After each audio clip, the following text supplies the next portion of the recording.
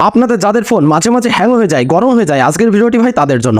আজকে আমার ভিডিও থেকে আপনার ফোনে থাকা শুধুমাত্র একটি সেটিং যদি করে রাখেন বা একটি কাজ যদি করে রাখেন, তাহলে আপনার মোবাইল ফোন কখনো হ্যাং বা গরম হবে না, প্রচুর পরিমাণে স্মুথলি কাজ করবে। ঠিক আছে, চলুন প্রসেসটি কিভাবে করবেন দেখিয়ে দিচ্ছি। এরকম ইম্পর্টেন্ট আরো টিপস আমাকে ফলো দিয়ে রাখতে পারেন, যে আপনার অনেক কাজে দিবে এবং আপনারা চাইলে ভিডিওটি শেয়ার করে অন্যান্য ভাই বন্ধুকে দেখার সুযোগ করে দিতে পারেন।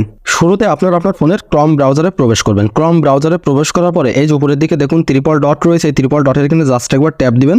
ট্যাপ দেওয়ার পর এই যে দেখুন সেটিংস লেখা রয়েছে, এখানে জাস্ট একবার ক্লিক করবেন। দেন স্ক্রল ডাউন করে একটু নিচের দিকে আসবেন। আসার পর এই যে দেখুন এখানে একটি অপশন রয়েছে সাইট সেটিংস। ঠিক আছে, সো এই সাইট সেটিংসের এখানে যথারীতি একবার ট্যাপ দিবেন। ট্যাপ দেওয়ার পরে একেবারে নিচের দিকে আসবেন, একদম নিচে দেখুন ভালো করে লক্ষ্য করুন, ডাটা স্টোরেজ বলে একটি অপশন রয়েছে।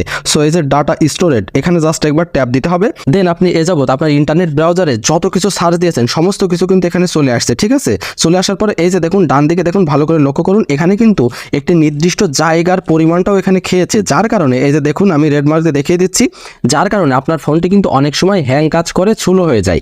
এখন আপনার কাজ করতে হবে, এই যে নিচে ক্লিয়ার অল ডাটা রয়েছে, এখানে জাস্ট একবার ট্যাপ দিবেন।